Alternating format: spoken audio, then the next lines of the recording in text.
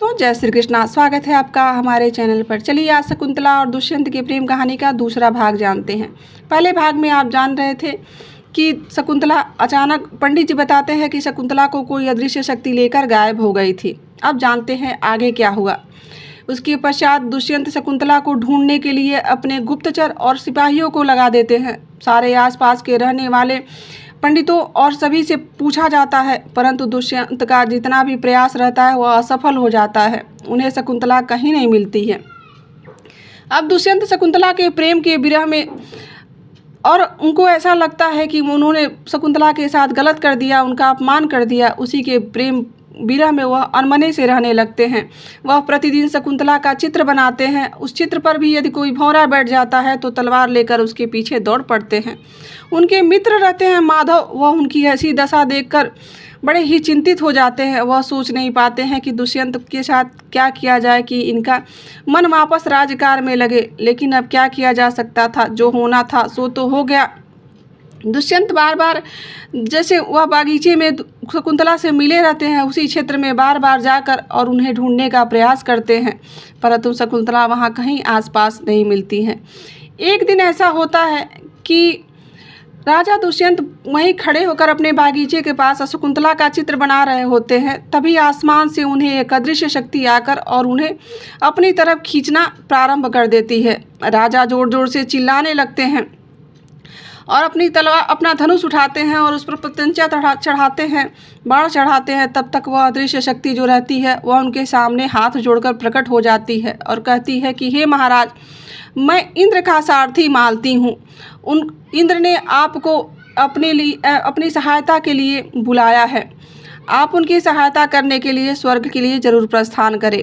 राजा दुष्यंत का ध्यान कहीं और था, इसीलिए मैंने आपका ध्यान खींचने के लिए इस तरह का व्यवहार आपके साथ किया।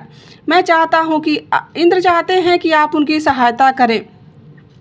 आप असुरों के विरुद्ध युद्ध में आप उनकी मदद करें और उन्हें विजयी बनाएं। दुष्यंत उन महान राजाओं में से थे जो सदैव स्वर्ग जा सकते थे इंद्र की मदद करने के लिए।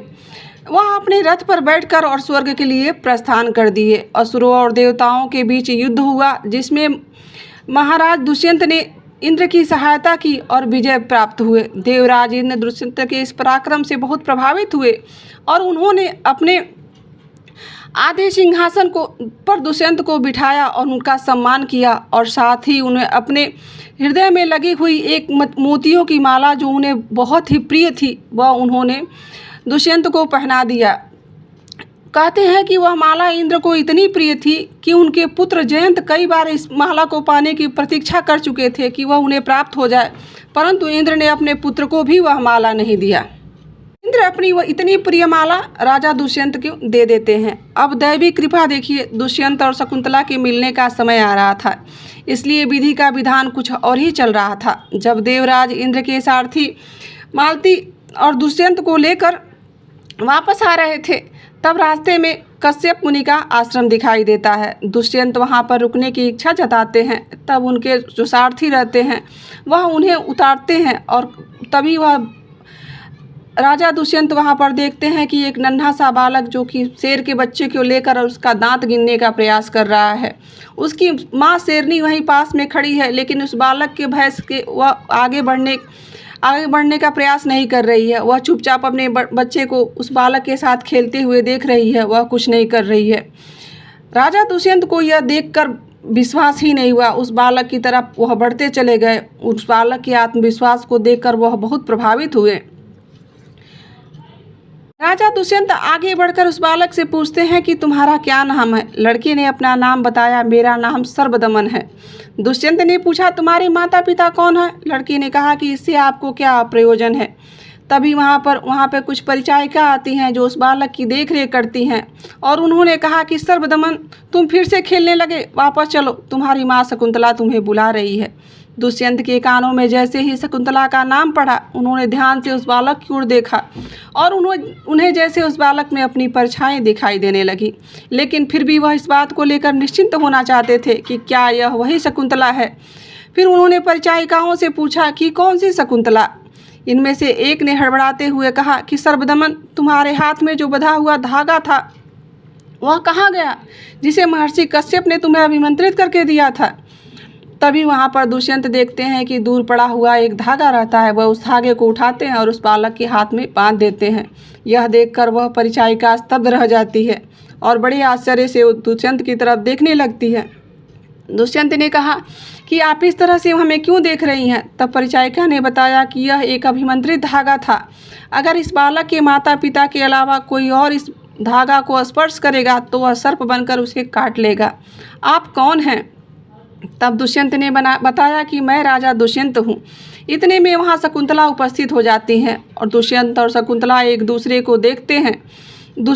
एक दूसरे की आंखों में जैसे परिचय का भाव दिखाई देता है। जब शकुंतला राजा दुष्यंत की आंखों में अपने प्रति परिचय का भाव देखती हैं, उन्हें ऐसा लगता है कि यह मुझे पहचान चुके हैं। वह मन ही मन गदगद हो जाती है, उनका मन खुश हो जाता है, परंतु वह उस दिन को याद करके सहसा कांप जाती हैं। शकुंतला वहाँ से जाने लगती हैं अपने बालक को लेकर। तब दुष्यंत उन्हें रोकते हैं और उनसे क्षमा मांगते हैं, लेकिन शकुंतला उन्हें क्षमा करने की स्थिति में नहीं रहती हैं। उन्हें ऐसा लगता है कि दुष्यंत ने उनके साथ छल किया था, उनका उपभोग करके उन्हें छोड़ दिया था। तभी वहाँ पर महर्षि कश्यप उपस्थित होते हैं और वह कहते हैं कि इनमें दुष्यंत की कोई गलती नहीं है, बल्कि हे पुत्री, यह सब तो दुर्वासा ऋषि द्वारा दिए गए श्राप का फल था जो दुष्यंत तुम्हें भूल गए थे।